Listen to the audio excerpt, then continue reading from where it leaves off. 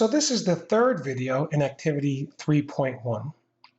I believe we left off where we came up with the form of an exponential function, that is y equals ab to the x.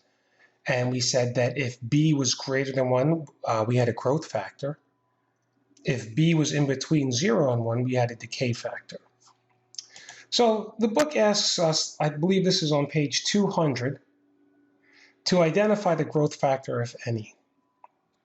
So here, anytime b is greater than 1, we have a growth factor. So in letter A, the growth factor is 1.08. In letter B, since b is less than 1, it's not a growth factor, so we don't have one. There's no growth factor. Letter C is tricky. There's no exponent, right? Letter A and B, the x is in the exponent position. Letter C is actually a linear function, so there's no growth or decay factor. Letter D, since 10 is greater than 1, 10 would be your growth factor.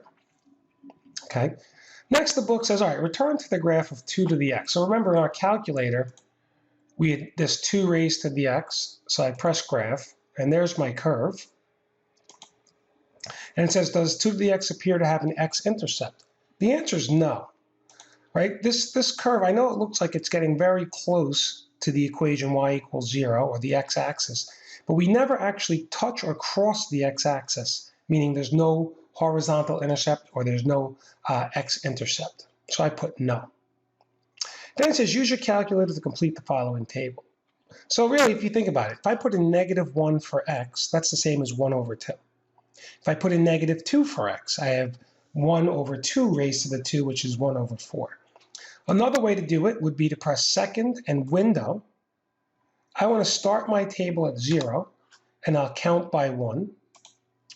And then I can press second and graph. And when I press the up arrow a few times, you can see I have, when x is -1, y is 1/2, right? 0.5 is the same as 1 over 2. When x is -2, my y is 0.25, which is the same as 1/4. See, I left mine as a fraction, all right? And then it goes to 4, so when we have -4, that's 0.0625, which is the same as 1 over 16, and so on. So there's my table. So you'll notice as x gets smaller, my y gets smaller, right? As my input goes from -1 to -2 to -6, my output goes from 1/2 to a very small decimal. So when I look at the next question, it says, as the value of the input x decrease, what happens to the output? Well, as x decreases, so does y. So the output values decrease. All right. Then it says, use the trace feature of your calculator to see what happens when x gets negative.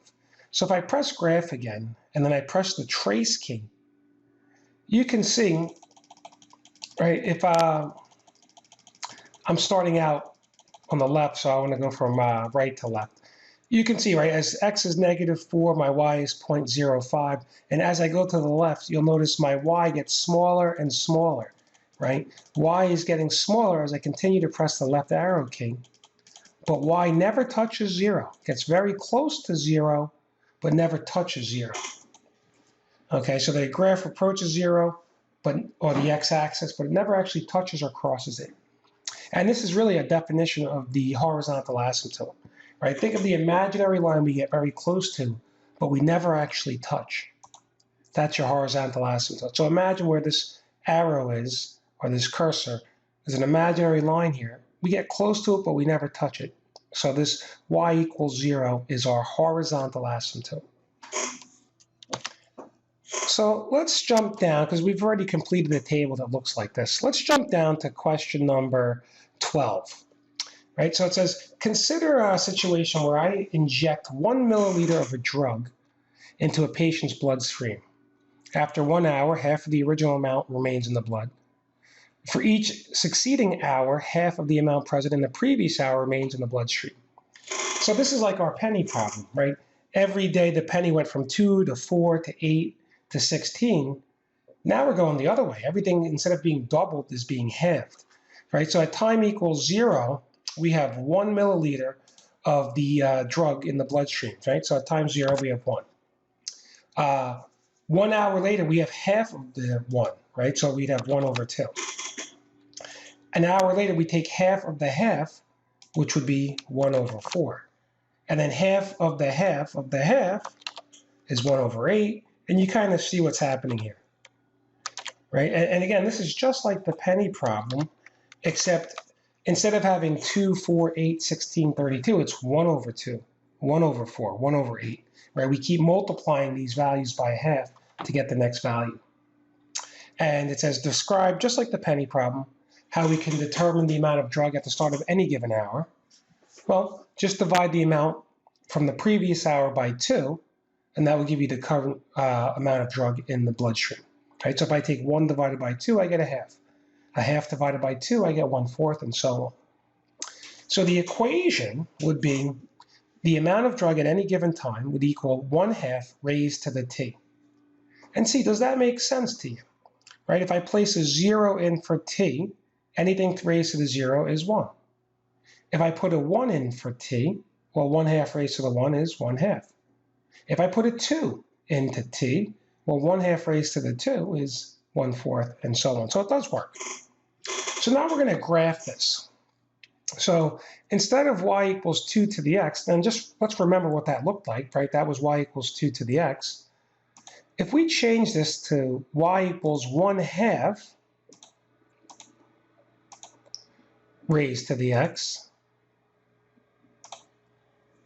notice the graph now, oops, there it goes, falls from left to right, okay?